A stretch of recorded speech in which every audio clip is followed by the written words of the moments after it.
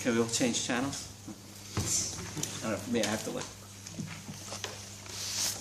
What are those chambers called when you go deep diving and then you have to come out so you don't get the bends? You have to go into some sort of chamber, decompression chamber? Isn't that the point? I always feel like that. I have to go into a decompression. But isn't that the point, to try to bring the mesh Not up there and yet. mesh? Not there yet. Yeah. We need that decompression chamber in the middle. Anyway. Okay. Okay. So the Mishnah says, right? Well, let's actually start with the pasuk, right? Ki kach ish isha. What is that describing? Right? Now, it's not necessarily talking about the status of the woman, or for that matter, the status of the man. What's being described in the pasuk is the action being taken, right? That the man is the one who takes the woman. What the content of that taking is not spelled out in the Torah. Okay? Right? When the Mishnah and the Gemara talks about Kinyan, we have to be careful not to confuse those two things. Right? We talk about an act of a Kinyan, and then the question is what the consequences of that action are, especially what the consequences of that action are for the woman, but there are also consequences, of course, for the man as well. Right? So let's start with the Mishnah. Right? So the Mishnah says, first Mishnah Kiddushin, right? Ha'isha nikneit b'shalosh drachim. Okay? V'konat atzma b'shtei drachim. Okay? Nikneit b'kesef, b'shtar, u'b'biyah. Okay? So we have three kinyanim which are mentioned. Okay? So what is it? What do we mean when we say kinyan? I gave my whole hakdama last week. I don't have to say it all the time, but I'm thinking about it whenever I talk about it. Okay? What does it mean when you say kinyan? Kinyan resonates commercial relationship. It resonates ownership. I'm kone something. Right? It means I own it. Right? The way the Man Shalach talked about it. Right? If I have a kinyan ba'aretz, that gives me shlita, it gives me control, it gives me legal control. I can use it for whatever I want to use it for. Okay? So it's monetary and it's financial. That's how kinyan resonates. And it's clear, this is somewhat of an aside, but not really, that there is certainly a financial side in the marital relationship. Okay? Let's take a look. It's the Rambam, this just to frame it for us, in Perek Yud Bet, in Hilchot Ishut. Right? So the Rambam says in Halacha Aleph, Kishenosei Adam Isha, Ben Betula, Ben Be'ula, Ben Gdola, Ben Ktana, Chat Bat Yisrael, V'chat HaGioret HaMeshuchreret, Yitchayev La Ba'asara Dvarim, V'yizkeh Ba'arba'a Dvarim. So when a man marries a woman, there are obligations and responsibilities, mutual obligations and responsibilities which are created. V'ha'asara, and out of the 10 things that the man becomes responsible to the woman for, Shlosha mehen min ha'Torah, ve'elu heim she'era ksuta v'onata. She'era elu mizonoteha, ksuta k'mashma, clothing, onata lavola k'der kol ha'aretz. And then there are 7 other things which are midivrei sofrim. And I'm not going to read through them now. And then the arba'a shezuche bahem kulam midivrei sofrim. And those are the 10 things that the woman gets. And the 4 things that the man gets, they're all midivrei sofrim. Ve'eluhem liot ma'aseh yadeh shelo, liot mitziata shelo, she'ochel kol perot nechaseh b'chayeha, ve'imeta b'chayav yirashena. Okay? V'hu kodem l'chol adam b'Yerusha. Right? So there is clearly, beyond a doubt, financial side to the marital relationship. Okay? So the question is, though, when you talk about a kinyan of kiddushin, what is there in the only way you can really talk about it, in the physical being of the woman, right? When we talk about a kinyan, what is niknet, quote unquote, or not quote unquote? What are we talking about? So that's what I wanted to clarify. Okay? So the first, I just want to call your attention to the Tosfot.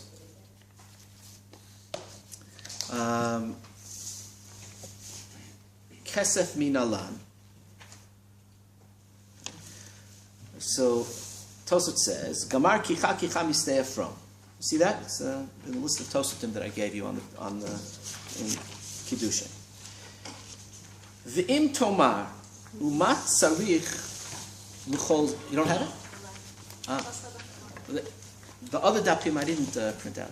Okay, that what I sent in the last week. All right, in the middle of page 1. Last week. What? It's in last week's packet, right? What I sent last week for this week. Okay. So look on if you can. I'll read slowly, okay? When it says, the Gemara says like this, Isha nikneit. I'm reading the Gemara now. Okay? And it says that kesef, why use the language of kinyan?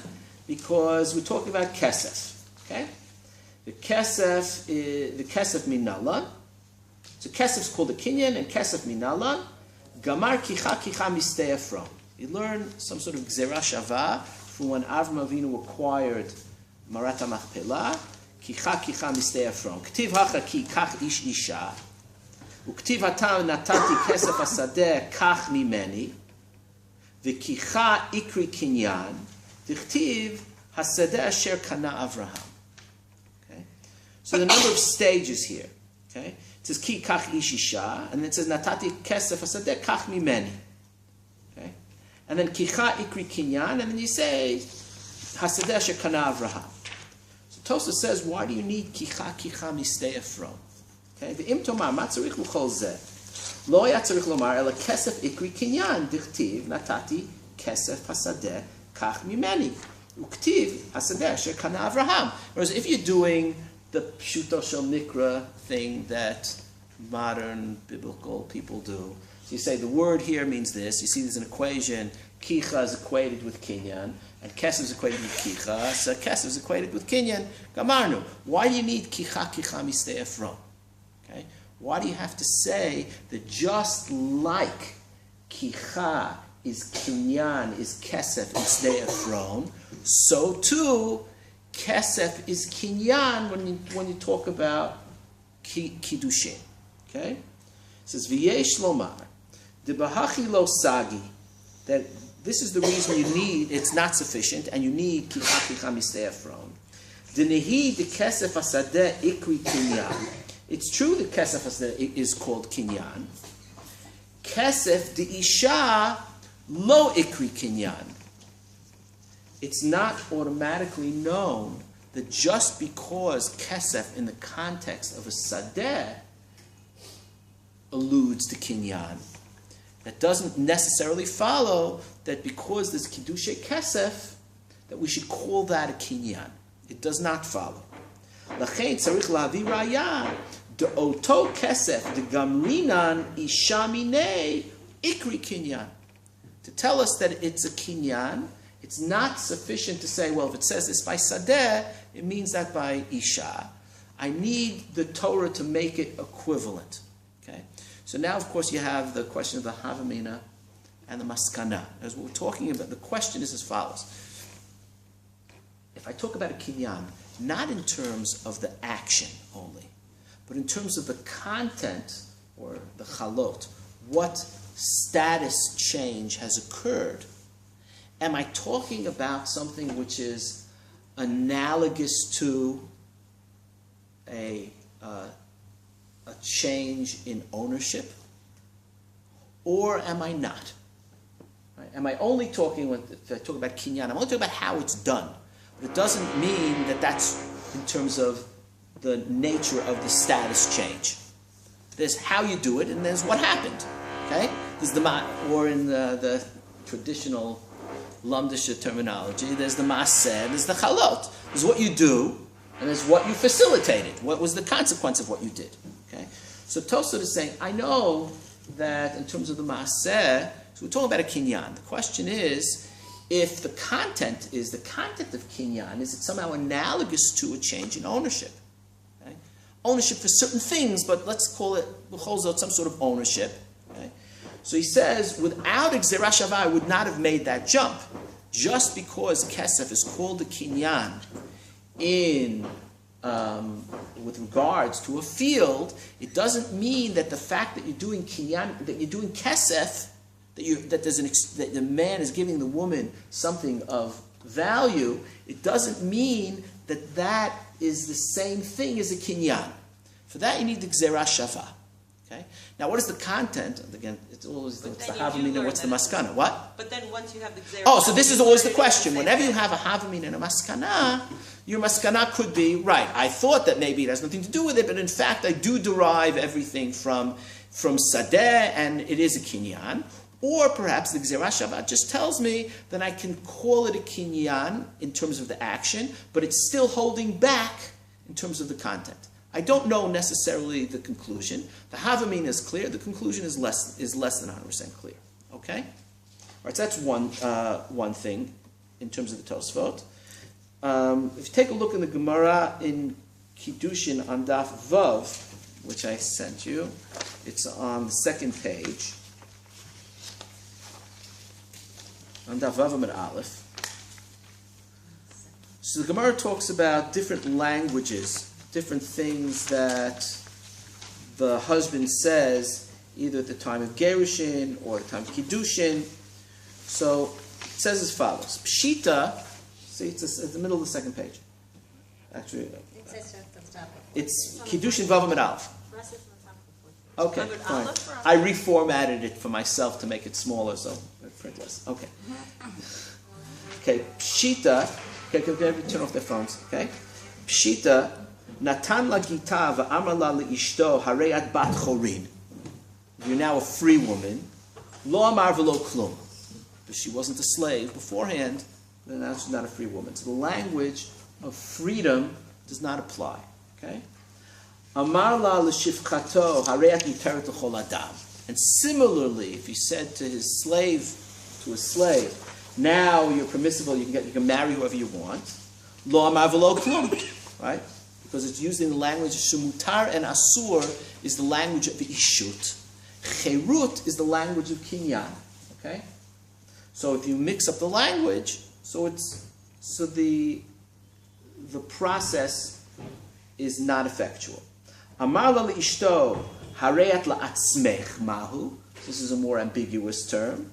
Mi amrinan lemlacha ka'amrala. Maybe you say, now you're on your own. What does it mean when he says so you're on your own? It means make your own living, but it doesn't mean we're not married anymore.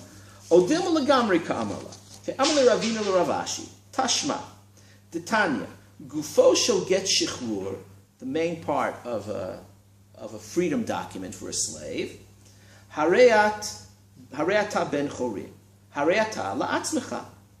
Okay? So hareyata la'atzmecha is good for freedom. Okay?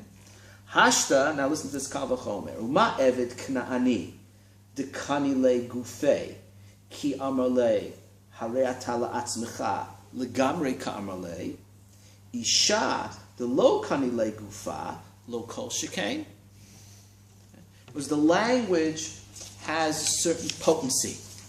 It's looking at it as a certain level of potency. The language is instrumental. It's not the only instrument together with the divorce document, but the language together with the document is instrumental in dissolving the relationship that they had. Okay? So if the language of Hareyata la'atzmecha is potent enough to dissolve slavery, right? This is the kal v'chomer. It's certainly potent enough to dissolve a marriage. Okay? Because slavery, eved knaani gufo kanui, right? Really, the Chot Avadim and the Rambam is in Sefer Kinyan, right? Where Mamish has a Kinyan and it's over. You can sell a slave. When a person dies, they morish the slaves to their children. They're commodities. Right? So you can take this in two ways, right? The good way to take this, so to speak, right, is to see, Eved is gufo kanui, Isha ain gufa kanui. Okay? Now, So You could take that as a broad The statement. Mishnah says Kanat Atzma. What? The Mishnah's language uses the Kodat Atzma b'shtei derechim. Okay, so they're not talking about that the same type of kinyan. They're not talking about a kinyan haguf. We're going to talk about this later. There are different types of kinyanim, right? There's something that's kinyan perot, right? There's other types of kinyanim. So maybe there'll be something called the kinyan ishut. But let's put that aside for now, okay? Let's see what we have here. So one thing that we can conclude from the Gemara, okay, is that whatever kinyan there is for an every Kanani, his guf is kanui. He is the property of his owner. Right? A woman is not the property of her husband. Okay, that should be clear anyway. Okay, but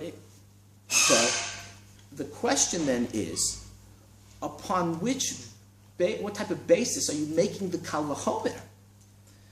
Because you could say on the one hand, oh, this is wonderful, we're all happy now, we can go home. No, but the fact that you can even make a comparison is problematic. I said it, I'm not interested in any sort of apologetics, okay? The fact that you can even make a comparison and say, the nevet knani gufo kanui, so if it works there, kal v'chomer works here.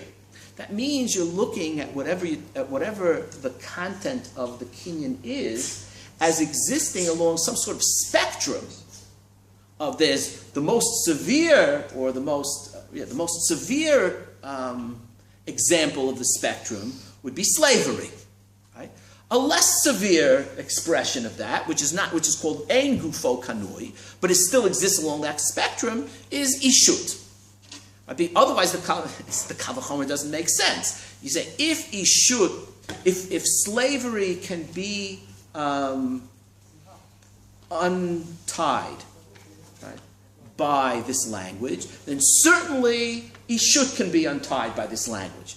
Why don't you just say there's no kal v'chomer? Because I can say, what are you talking about? Ishut and slavery are two separate things. You can't compare. Maybe atzmacha works, maybe atzmacha doesn't work. But it has nothing to do whether it works for slavery. It works for slavery. Maybe it doesn't work. Maybe it doesn't work for ishut because slavery is something else. The fact that you even make the kal v'chomer, you're talking about at least the common denominator. I'm just trying to get to the bottom of this. Right? The common denominator is that there's something bigufa, physically, right, which you say that he has a kinyan about that. Okay? Something bigufa. It has some sort of what he's done has taken root in her in a certain way. Yeah. Why do you have to say it's begufa? Could you claim that there's a kinyan, but it's of herself? It's of not the guf, but the next level up. Her whole self, her whole commitment, loyalty, all kinds of traits like that. So it's not the guf. Because you're a 21st century person and you talk like that. I don't know if Chazal thought that way. They didn't think about it. I'm not sure if they talked about... Chazal don't write about people's neshamas, and they don't write about transcendental self. That's what we were talking about before.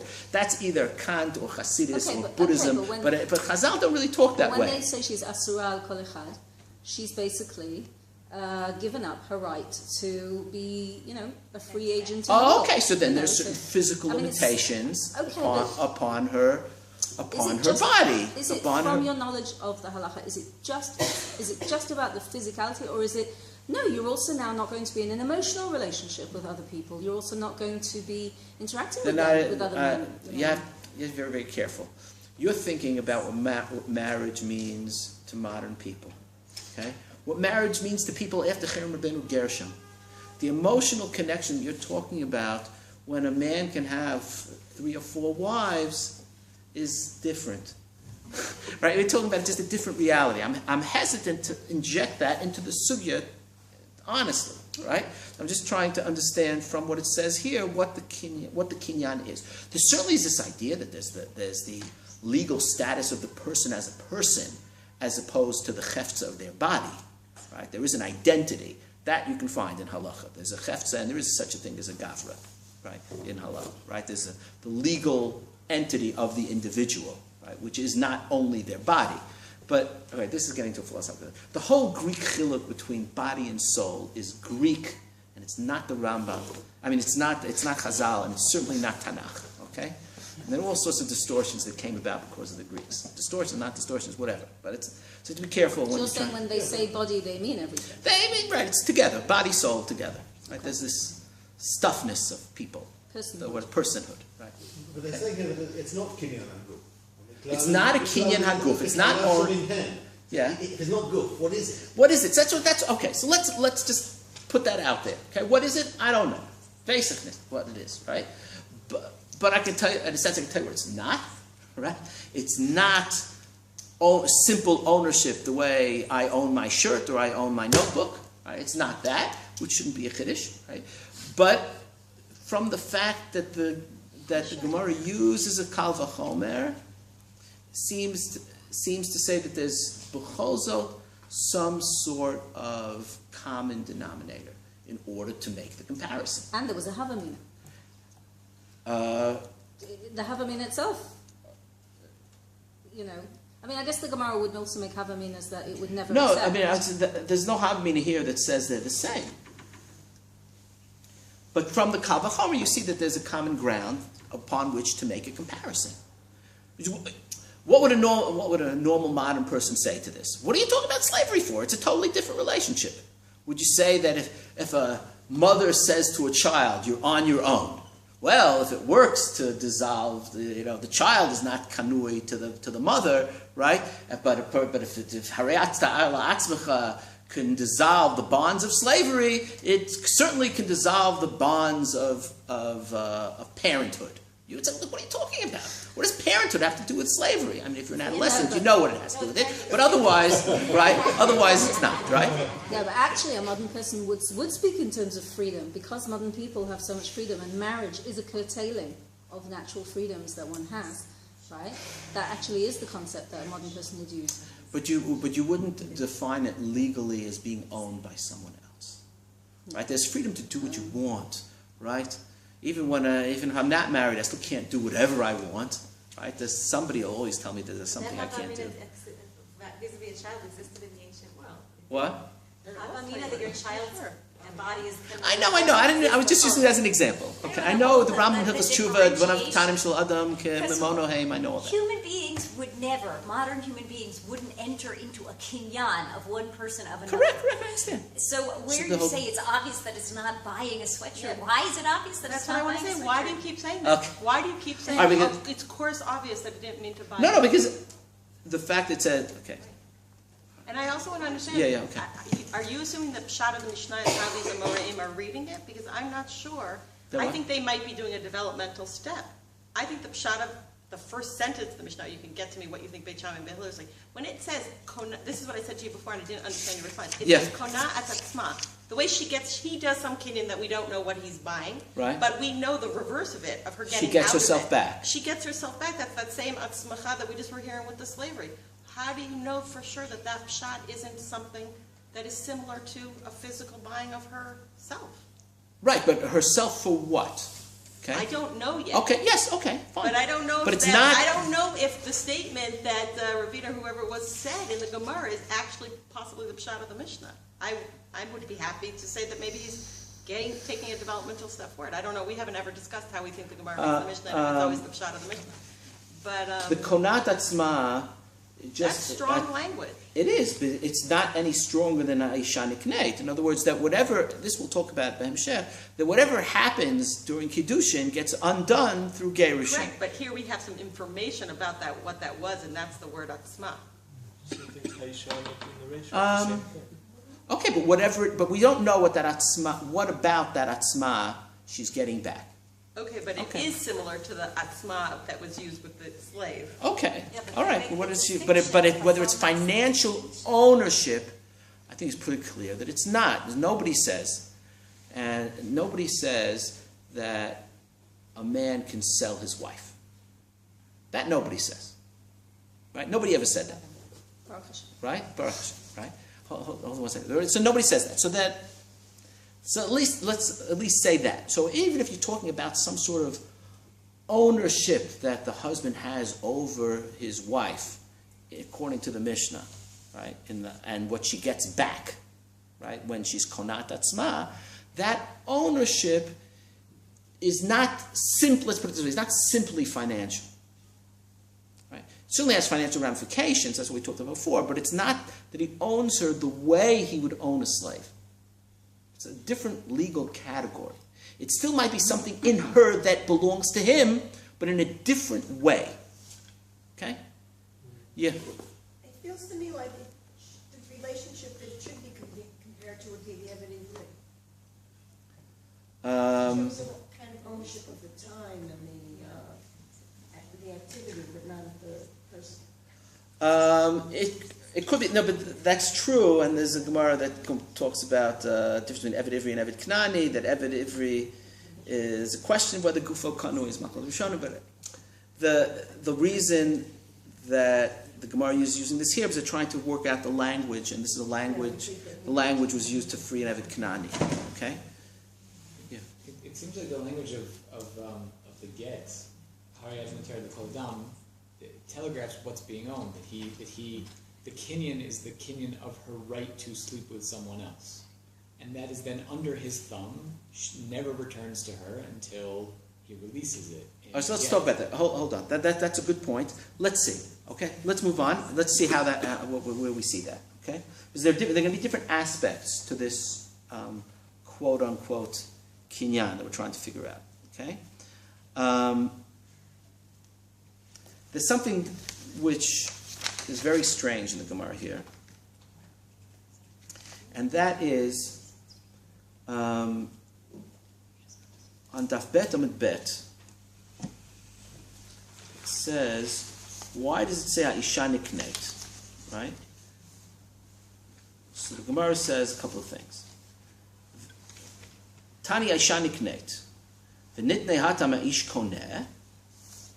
Me'ikar Tani Lishna Doraita. L'sof Tani Lishna Dorabana.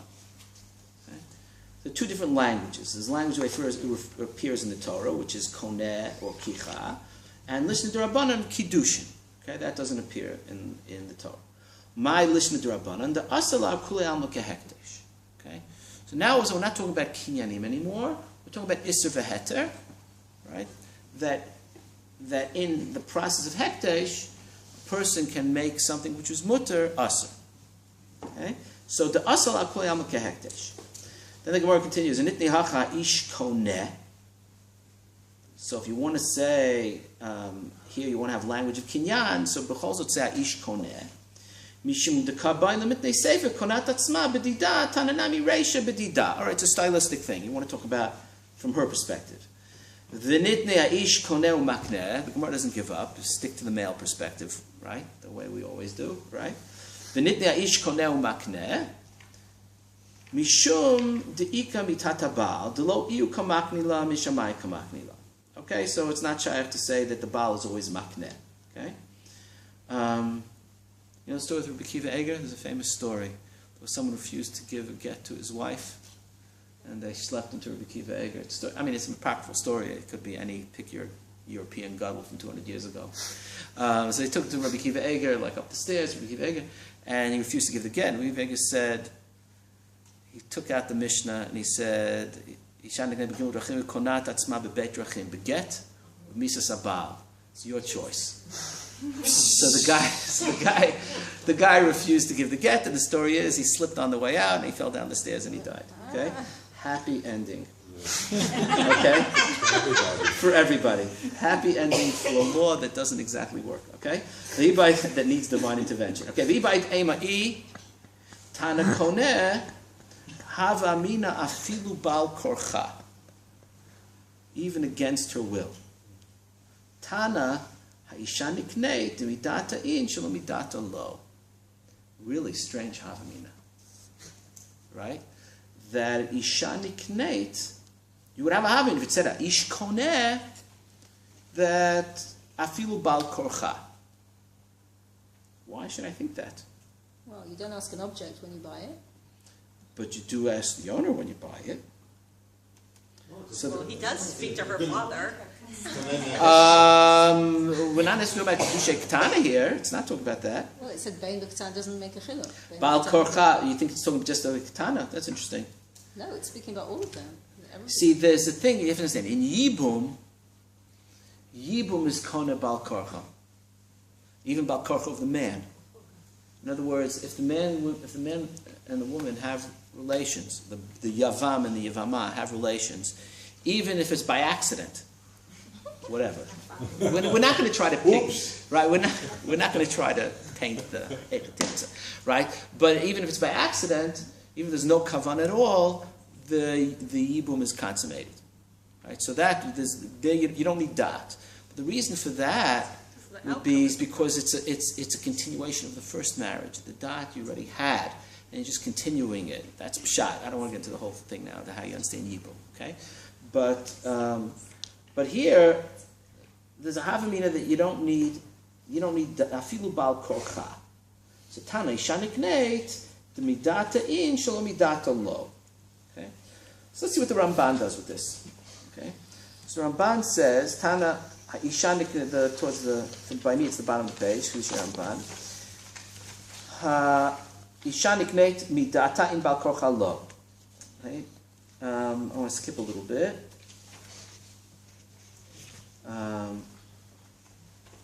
So the second line, the kachtana nikneit, that's why it uses the reflexive in the Kinyan. Sheyesh b'mashma mida'ata.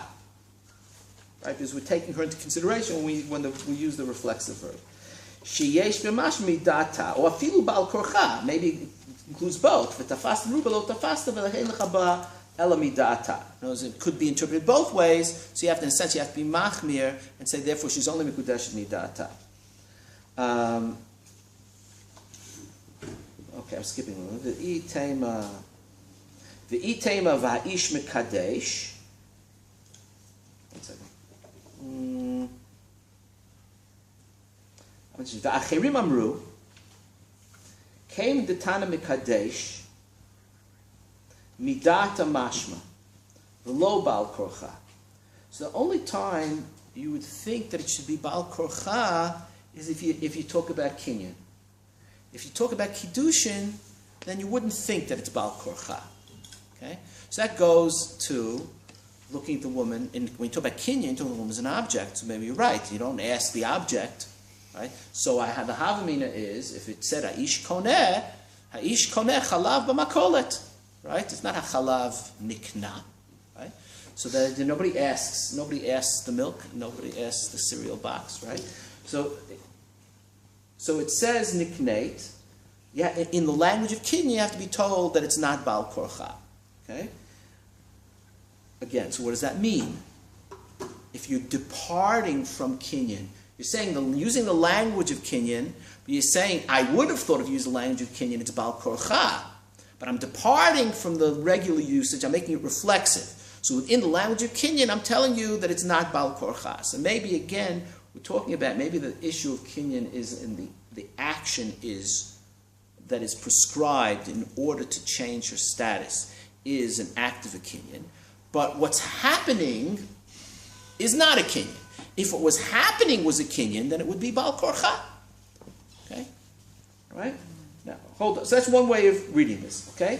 But in the language of Kiddushin, which is another aspect of what marriage is, there, of course, there's no havamina that it should be Bal Korcha. Okay? All right. She'ein, now why? She'ein adam makdish davar she'eino shelo. There you don't have the possibility of creating isurim against something that doesn't belong to you, and she doesn't belong to him here. Okay. V'li nireh, this is Ramban. Midiktani ha'isha. It's not talking the diuk that it's not Bal Korcha is not from the language of nikneit, but it's from the language of ha'isha nikneit, right? So there's an awareness of her as an independent agent. Okay? Tani isha v'lo tani ha'ish. Mashra she'ein kinyan ze talui be'ish, ela talui nami ba. Okay? V'im hayta nikneit bal korcha u'liritzono ha'ish konehu. Ma she'ein ken b'yivama. By yivama, there's actually there it's bal korcha of everybody. Okay? So he's saying, by virtue of it says ha'isha, that she also participates in the creation of her status, right? As opposed to Gittin, where there, we'll see when we learn Gittin, right? Where there, at least superficially, the whole thing is initiated and carried out by the man. In this case, the need for her consent is not passive. It is constructive of what's going to happen. Right? So mida'ata is not just mida'ata of a kinyan, like every other that you would think that you need, that you don't need da'at because he's doing the kinyan, right? So it's da'atas is a chiddush. Even though it's a kinyan, you need da'ata. Now, here he's saying that it's ha'isha is because she takes a part in the construction of the ishut, right? As opposed to in Yivama, it's a done deal. The ishut exists already, and they're just together. They complete it. Yeah. Well, for Ramban to be correct, we'd have to have a look at all the discussions of Kinyan and see how Chazal teach us how a field is bought or how different things are bought. Does it ever say hasadeh nikneh be whatever? Does it? You know what I mean? Like how? Of course, it's that continuation of the parak. What does it say? Isn't all the Mishnayot in this? How do the rest of the Mishnayot in the parak go? How does it go? Sadeh nikneh, say sadeh nikneh? That's the beginning of the parak. Yeah, I think it's reflexive. Okay. We'll see. I think the fact that he's talking ha'isha, he's taking it away from talking about kinyan. If it was from the deal from nikneh, you'd be right. If it says hasadeh nikneh, then hasadeh. No, but there's no consciousness of sadeh, so it's not the same. Okay, but he's saying about the isha, Yeah, but right? it's the lashon. If that's So the, you can argue with him, that's but the what he's formula. saying is the diuk is not from the language of kinyan. The diuk is the fact that she is mentioned at all, right? The fact that she's mentioned means she is constructive as an independent agent of what happens, right? Without mentioning her, you actually don't know. Okay, the question with the language of the I don't have the Masechet Kiddushin here. Does anybody have it in the thing? It's on Daf Chavav, the mission. Okay, Sadeh. Do Yeah. you want me to get you a volume? No, but you can find it. You can find it in the meantime. Okay. The one who takes Yael, the one who takes what you're saying is the Rashba. The Rashba asks as follows. He asks in Kinyanim, he says, what's going on?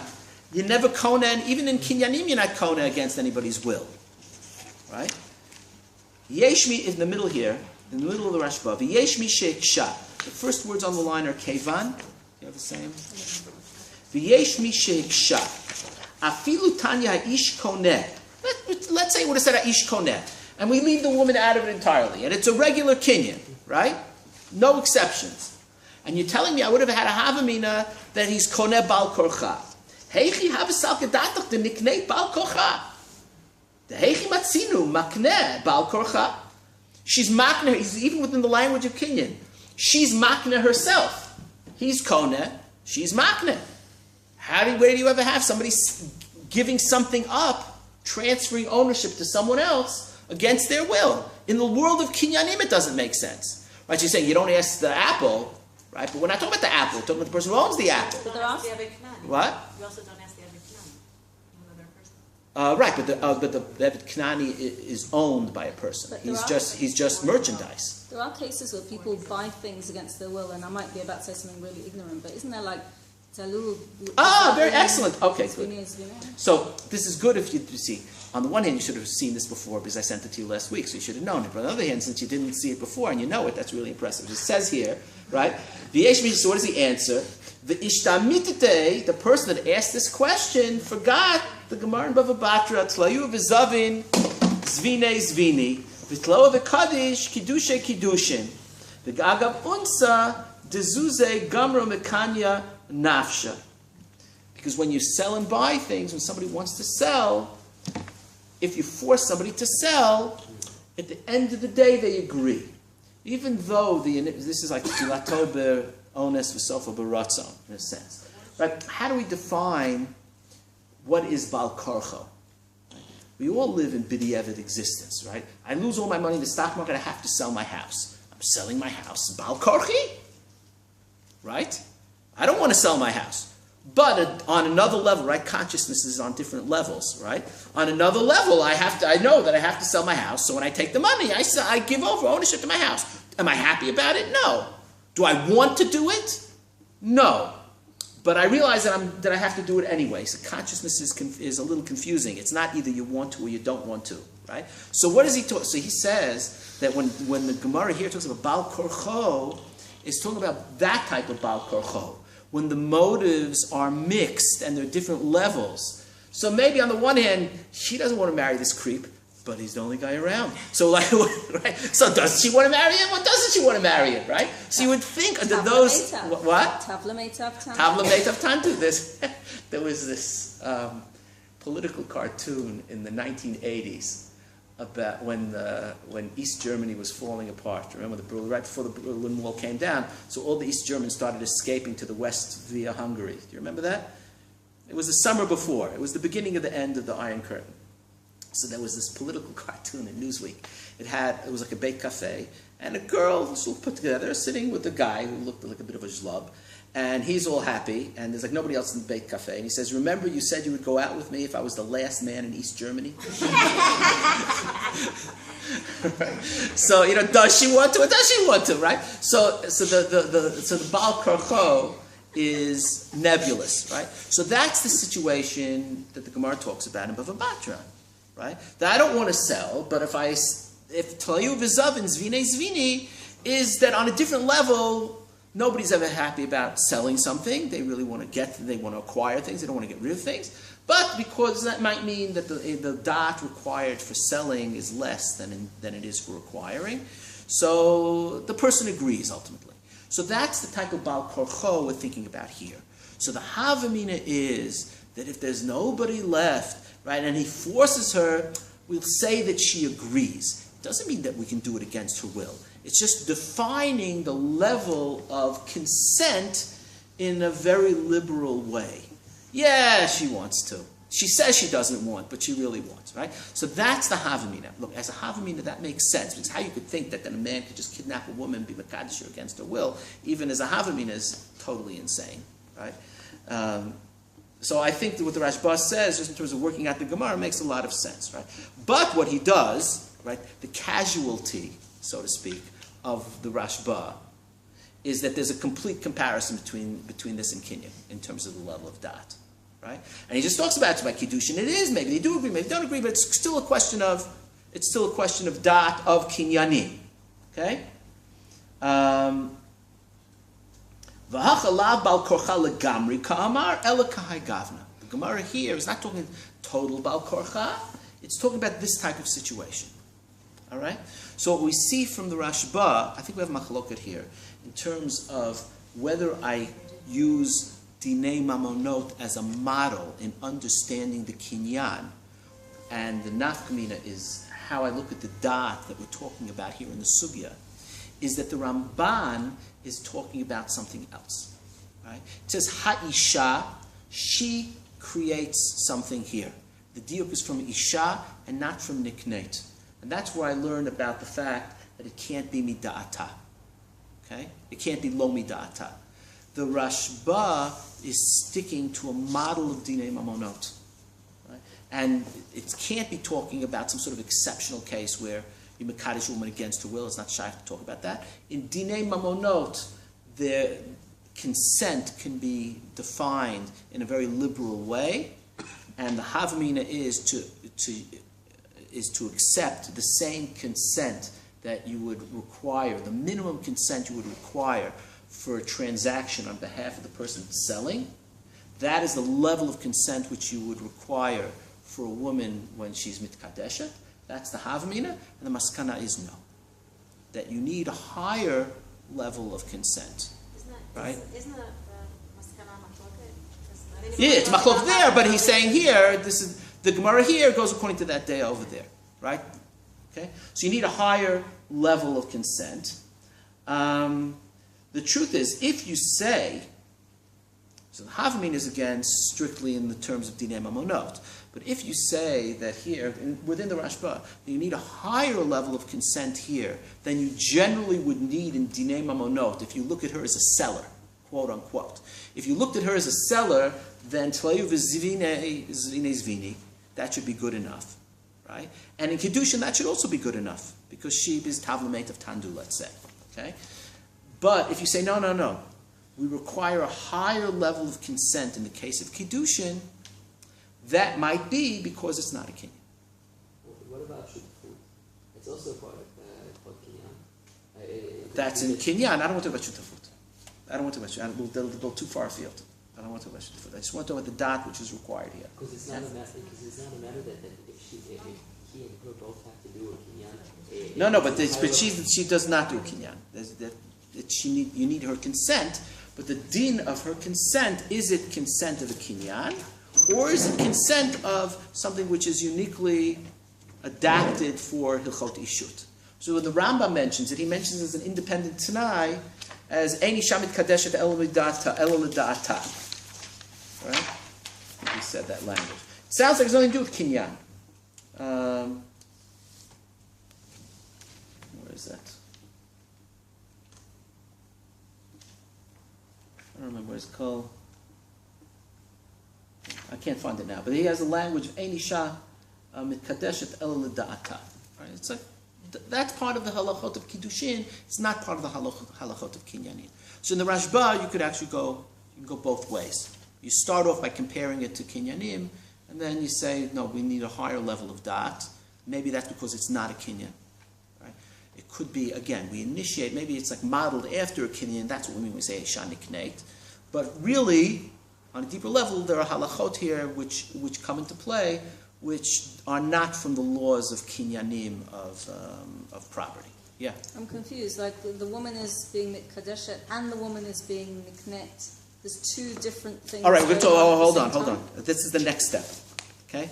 The next step here is The Rashba, I said he solves the problem with the Havamina, but he seems to create much more problem with the Maskana.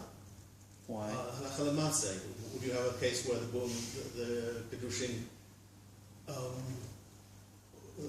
was no challah for the Kiddushin because the woman was half-hearted about it? How does that work out? Oh, so that's very interesting. So the Gemara, there's one day in the Gemara that says, Taliyula v'kadish, kiddushav kiddushin.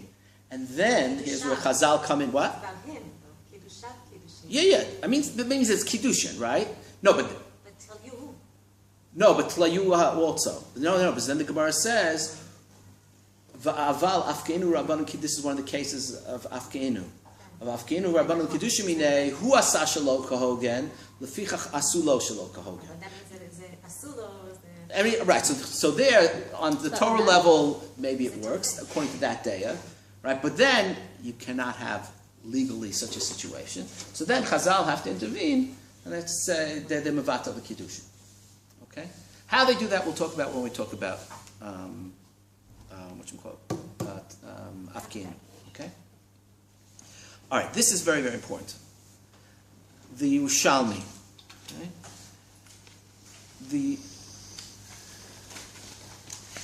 Actually, before... Here.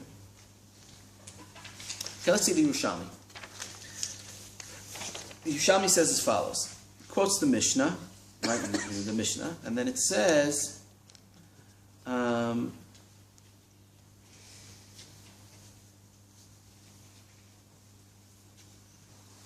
Gemara. Okay, everybody see the Yerushalmi where it's after the quote of the Mishnah? Kene matnitin, the Mishnah is talking about, yeah? Everybody see it? I think this is the most important Yerushalmi in all of Seder Nashim. Okay? Kene matnitin, o bekesef, o bishtar, o bebi'ah. Right? That's what we always thought, right? Listen to the Havamina. V'tani Rabbi Chia came, lo sof davar bishloshtan, el afilu be'echad mehem. So what are we thinking? That maybe it's a shanik neit gimel drachim. Stop. We're so used to just saying o kesef, o shtar, o bi'ah. Forget about what you know. Read the Mishnah again. Hayishanik neit begimel drachim bekesef, shtar, bebi'ah. Okay, you need kesef, shtar, and bi'ah. Okay. So comes on Rikia, lo sof davar bishloshtan, el afilu bechad mehem, bekesef minayin, ki kach, magid shenikneit bekesef, bebiya minayin, uva'ala magid shenikneit bebiya. Hayiti omer al yidei zo ve'al yidei zo, maybe you need both. Kesef lo biya, biya below kesef minayin, and then it goes through all of them. How it is that each one alone is sufficient. Okay? But what's the Havamina? You need all three. Why should you need all three? Right? So let's take a quick look Tosfot says, look at the first Tosfot. Maish nahacha detani shani knet. Okay. So he says, Omer Rabbeinu Manoach. The hava matzi, the last line of the Tosfot, the second line of the Tosfot. The hava matzi lemitne v'niteret b'shnei drachim. Right? Instead of saying konat atzma, we wouldn't have gotten into what was bothering Rachel, right? V'niteret b'shnei drachim. The gabi kiddushin shayach lashon heter. Right? In Kinyan, you don't have lashon heter. In Kiddushin, you have lashon heter. Right? So what's going on here? We see that there are different aspects. The relationship, as always, is complicated, right? And it has a number of different dimensions to it. One dimension is the Isur Eshet Ish. Right? So that's, Kiddushin is the Asar La'akulei Alma Kehekdesh. We started talking about this before, right? The Asar La'akulei Alma Kehekdesh. So there's the Isur Veheter Shebadavar. And that we call Kiddushin. And that is one pillar upon which Ishut stands. Okay? But there's also Kinyan. What is that? Okay? So now we talk about Kesef and Shtar and Bia, and maybe you need all three. So let's make believe that you need all three. And let's construct the reason why you would need all three. I think it's not so hard to figure it out. Right? That what if I tell you that you need Kesef, Shtar, and Bia? You would say that each one of those actions constructs a specific aspect of the Ishut. And each of those aspects is necessary in order to have complete Ishut. Okay? So the easiest one would be what creates the Isser Veheter. Well, maybe that's not the easiest one. What are the aspects? Okay? The aspects are the fact that she's a surah to other people. Okay? The fact that she's muteret lo, that first she's us to everybody, but then also there's a relationship the two of them have, right? And then there would be the public aspect of this, right? It's not something personal, right? You need a dutlik human davar. We didn't talk about that yet, right? You need witnesses. There's something public about it. Remember, we saw the opinion that said you need 10 for Kiddushin because it's public, right? And we know it has to do. That's what Yidua B'tzibur might have a status of Kiddushin because the changing status is something that's not only personal, it has a public aspect to it. So now it's easier to get a handle on this. Bia, Kiddushay Bia, constructs the personal relationship. Kiddushay Shtar, when you have a document, it is the declarative aspect, right? And Kiddushay Kesef is the Kinyan aspect. Wait, which one is Kinyan? Muteret lo? What? So which is the Isser? The Isser could be the Shtar, because I'm thinking about Gittin and the comparison to Gittin, because the Asal, because you have. Wait, can you start? I just didn't catch a shot of you. You said three things. I said three things. Asaralo, There's the Asara licho de adam muteret lo, and public. Can you align them up with the Kesef Shtar Bia again, please? Okay, so the Isser Veheter. Okay. So you're combining the two. Okay, so the truth is, there's different ways to talk about it. You can talk about the Kinyan, right? But I don't know what the Kinyan is, right? Right, that's what I'm trying to Right. ask you. So that's Okay, why so let's say that this all constructs what the Kinyan might be, okay? These are all different aspects of the Kinyan, of All the three of them relationship, are part of right? it, yeah. There's the public aspect, there's the relationship between them aspect, and there's the Isser, okay? So the relationship between them is Bia. The public aspect is Shtar. And then the Isser is Kesef. What about the monetary obligation? What? Couldn't you make Isser Veheter be about Bia and the Kesef be about the monetary obligation? There's also there's the monetary obligation. Well, you see, it's not true. Because the monetary obligations, You have to look at it more closely. There is, I said, the financial aspect. That's not the content of the relationship min haTorah. There's nothing monetary min haTorah, as the Rambam said, that he's zocha in. Right? That's all midivrei sofrim. The But she's Yerushata. zocha. What? But she's zocha. But she's zocha, right? But that you can't. He has obligations towards her, right? But she does not have a kinyan in him. That's the Rambam that I gave you in the end, right? He's mishuabad. He makes commitments, right? But they're not kinyanim. She does not have a kinyan in him. Sometimes commitments could come in the form of a kinyan, right? That could be an eved ivri, right? But they're not. But she does not have a kinyan in him. Al pi pshuto, right?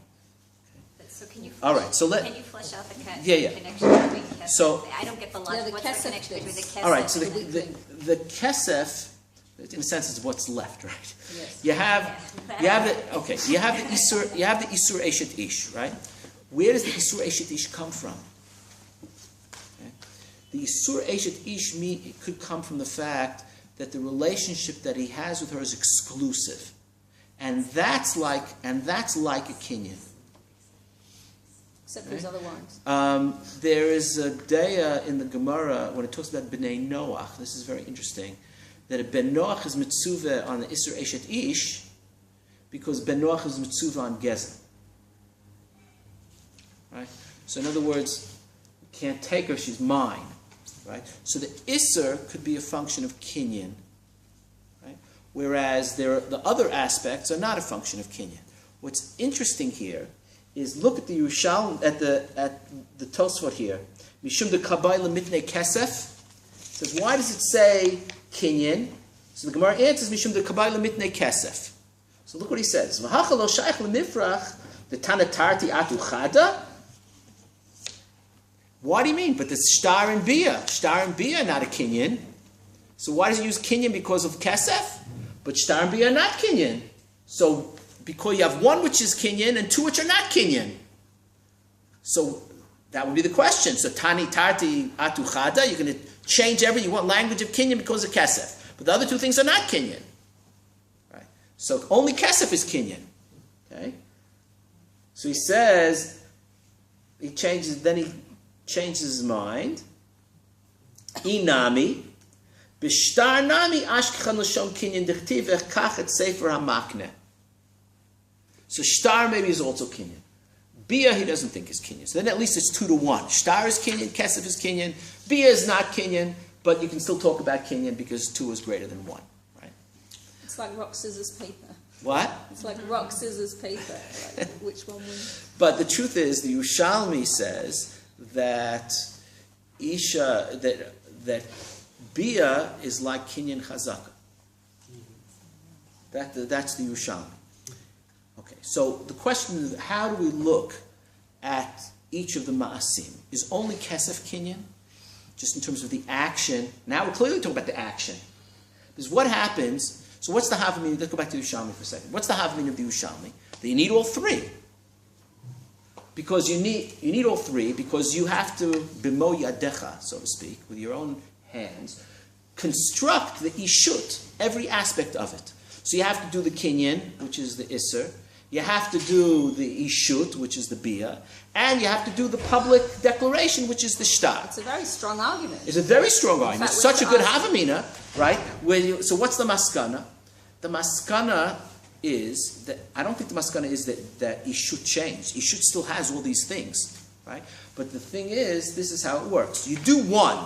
Whichever one you do, it's like Alice in Wonderland with all the doors, right? Whichever one you do, if you do the kinyan, then you'll have the isser, and you'll have the public, and you'll have the ishut. Will come afterwards. If you start with the ishut, you can't have the ishut without the kinyan and without the public. If you have the public, then you can't have the kinyan without the kinyan without the ishut. In other words, the way we construct it is any one thing sort of creates a vacuum, and the rest fall into play by themselves. We thought that you have to construct it all by yourself. That's the content of the ishut. But the maskana, if you do one of them, it does it all. It brings the other ones in. Okay? Now, what this opens up